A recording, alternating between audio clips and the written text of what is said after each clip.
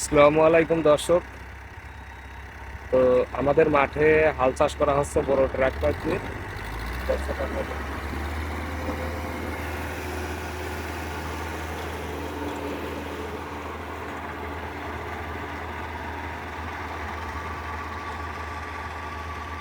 প্রচুর পরিমাণে ধুলা উঠতেছে, যার কারণে পাওয়ার টিলার দিয়ে পাওয়া আসলে খুবই কষ্টকর হয়ে যাচ্ছে। ও ছোট ছোট কন্টেন্ট মানে ছোট বড় সব কন্টেন্টই আছে এর ভিতরে।